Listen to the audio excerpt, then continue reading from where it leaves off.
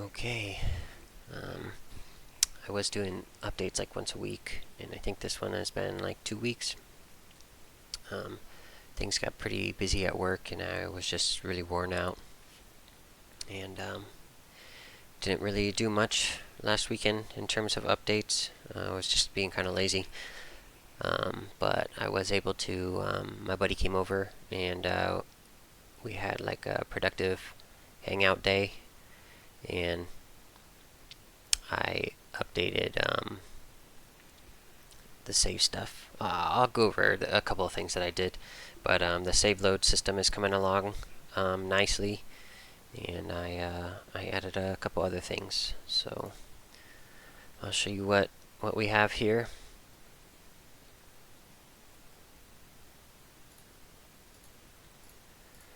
So we'll start a new game.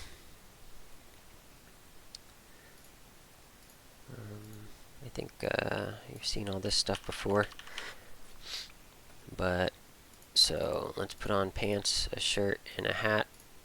We'll leave a hat over here with 829, and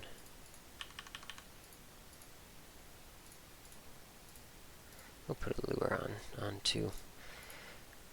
So I allowed to destroy items now. Also, I also restricted the tools tip to the screen size, so that will never, clip off the screen size. It's about as easy as I thought it would be, and just CodeMonkey already had a video on it, and it was like really short and sweet, so that was pretty simple. Okay, so I've got items here, which should be saved. You can see down here that every time if I move an item, it saves it. I don't know what happens if I have the item in my hand. I think you lose it. I think it won't save it because it removes it from the contained items list. So we can go ahead and level up as well.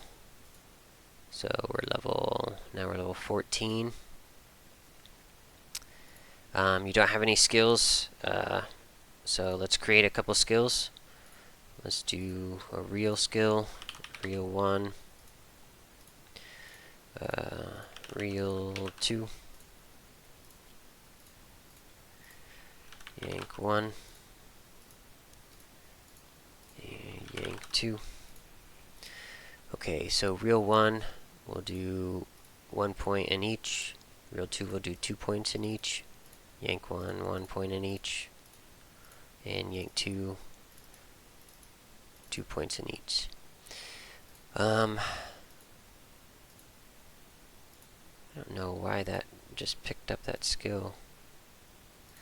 But so this is the real skill. We'll put that on the first one, and we'll put real 2 on number 3. Yank 1 will be on 2. Yank 2 will be on 4. And all of this data should be getting saved. So let's just try that out. So level 14 items, item over here, and skills down here, and skills have points allocated to them. The properties right now are not displaying because I reset them, but these are working as far as I'm aware. Just all the values got reset to 0 because I'm doing things a little different. So we can go to main menu, and that should save the game, and it did. So then we'll continue. So our skills are still on the slot down here. Our items are still on our character. Our crafting item is still in here with the appropriate stats, and we can move all those. I think I didn't really try that, but yep. So all of those are, all that's still working. I'm level 14. My stats are updated appropriately. And our skills here, real 1 has 1 point in each, 2, 3, all of these are correct, and the properties also should be updated correctly as well. So if I put this one down there, I can take these off. That was, prior functionality. Let's just put this one here, and we'll put this one here. Just to demo again, we'll put our fishing poles down there. And continue again. Skills are good, and that's still good, and that's still good. Cool. So I am saving the level in the EXP correctly. The other thing that I added, this will be your fishing dex or your Pokedex analog here. Right now, I just have it sorting by the type, just to have something here anyway. But it's set up and ready to go. I don't think implementing this will be too bad. I had downloaded these fish icons. You can see they're shitty, but I downloaded them a while ago, so I figured I would just put them to use. You also can't really see if I pause. Let's go max. Maybe you can see a little better. So bass, bluegill, catfish, gar. But I can adjust all this, obviously. But I'll have to save all that data, which I don't think that'll be too hard. It should just be a couple lists. And yeah, so did I do anything else? I set up some functions here. So moving forward, if I go to over here, I have some context menu options. I can reset the base attribute values, which these are all, I don't know why these are all empty. I don't know why they're empty now. That's not good. Let's go player skill. But what I can do is over here on skill controller, I can update base skill attributes list, and that will update all of these. So any values that have been saved, right, if I assign values here, that's just going to update the list. For example, if I add, I don't know, a chance to stun here or something in terms of a skill attribute, it will add that without removing it. Or if I remove interrupt chance, or I change it, it will remove that while keeping all the values and stuff. So just a couple of moving forward helpful functions. I made my comments more annoying now, so they don't blend in, and I can now use commenting to like do some organization or whatever if I want.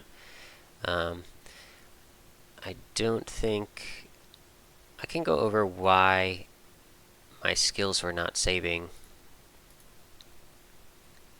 I think if I still have that up. Yeah, basically when you deserialize in this instance, skill controller,